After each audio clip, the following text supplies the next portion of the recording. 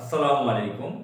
সুপ্রিয় দর্শক মণ্ডলী, জগন্নাথ বিশ্ববিদ্যালয়ে চকশু, আপনারা জানেন সেখানে নির্বাচন হয়েছে ছাত্র সংসদের।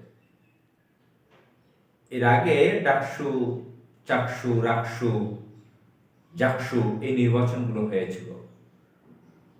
ঢাকা বিশ্ববিদ্যালয়ে, চট্টগ্রাম বিশ্ববিদ্যালয়, রাজশাহী বিশ্ববিদ্যালয়, জাহাঙ্গীরনগর বিশ্ববিদ্যালয়ে ছাত্র সংসদ নির্বাচন হয়েছিল।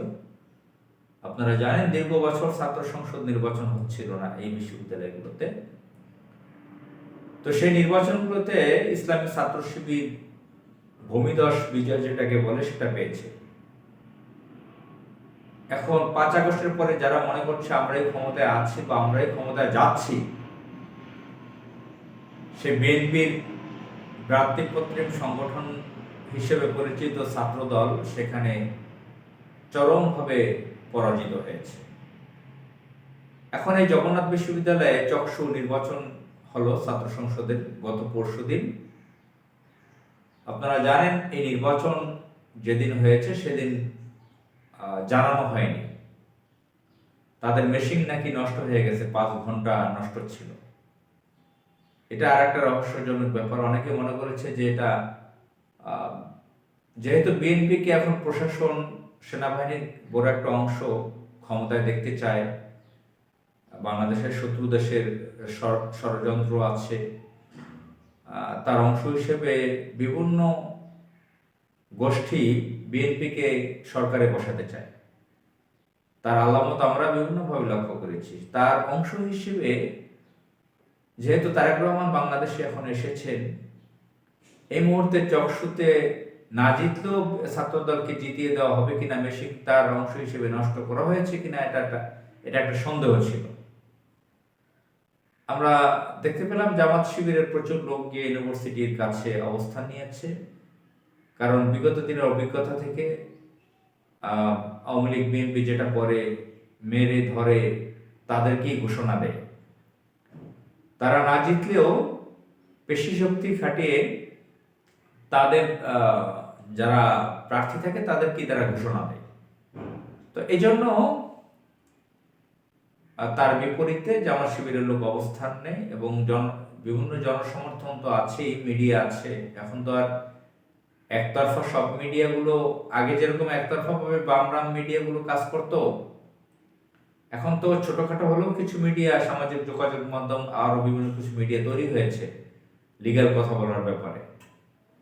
তো সব মিলিয়ে আমরা দেখতে পেলাম ষড়যন্ত্র কি হয়েছে না হয়েছে জানি না, ছাত্র শিবির বিজয় হয়েছে। ভিপি, জিএস, এজিএস সহ বা সম্ভবত 22টির মধ্যে 19টিতেই ইসলামী ছাত্র শিবির সেখানে বিজয় হয়েছে। আপনারা লক্ষ্য করেছেন যে এই ঘোষণায় ছাত্র শিবির যেখানে বিজয় হয়েছে, তাদের যে বিজয় হয়েছে, এই ঘটনার আগে আমরা দেখতে পেলাম গতকাল সারাটা দিন, পরশুদিন নির্বাচন হয়েছে, আমি যখন কথা বলছি এখন 8 জানুয়ারি 2026, 6 জানুয়ারি নির্বাচন হয়েছে। তো 6 জানুয়ারি সারা রাত এই নির্বাচনের ঘোষণা দেয়নি, ফলাফল ঘোষণা দেয়নি। 7 তারিখ সারাটা দিন পার হয়ে গেছে, দেয়নি। সারাদিন আমরা দিল্লিপন্থী যে মিডিয়াগুলো এবং যারা বিএনপিকে এখন যে মিডিয়াগুলোকে, electronics media, print media, online media যেগুলোকে দেখেছি শেখ হাসিনার দালালি করতে, পা চাটতে, দিল্লির পা চাটতে, সেগুলোই এখন বিএনপির পা চাটতেছে। তার অংশ হিসেবে তারা ছাত্রদলের ভিপি নাকি এগিয়েছিল বিভিন্নভাবে, কোন কোন হলে কে এগিয়েছিল সেগুলো বিভিন্ন হলে ঘোষণা দিচ্ছিল এবং তারা বড় বড় শিরোনাম করছিল এই পত্রিকাগুলো, এই মিডিয়াগুলো।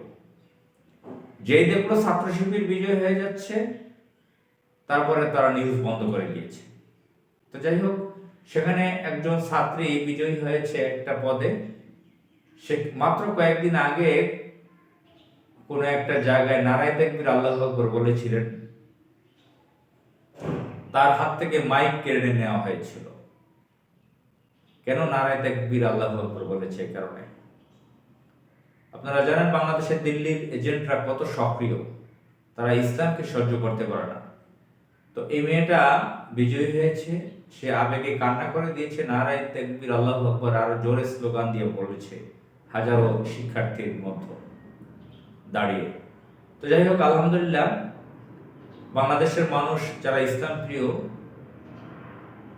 তারা দেখতে পাচ্ছে বাংলাদেশের মাটি উর্বর হয়ে আছে, ইসলামের আগমন, ইসলামের বিজয় সুনিশ্চিত, ইসলামের বিজয় ঘনিয়ে আসছে। খুব দ্রুত আমরা দেখতে পাবো যে ঘনিয়ে শব্দটা নেগেটিভ হতে পারে। আমরা আসন্ন নির্বাচনে হয়তো দেখবা যে জাতীয় সংসদ নির্বাচন যদি সুষ্ঠুভাবে হয়, তাহলে এই যে ইসলামী ছাত্র শিবির, তাদের যে মূল দল বাংলাদেশ জামাত ইসলামী, তারা তো ছাত্র সংগঠন, তারা বিজয়ী হতে পারে বিপুল ভোটে।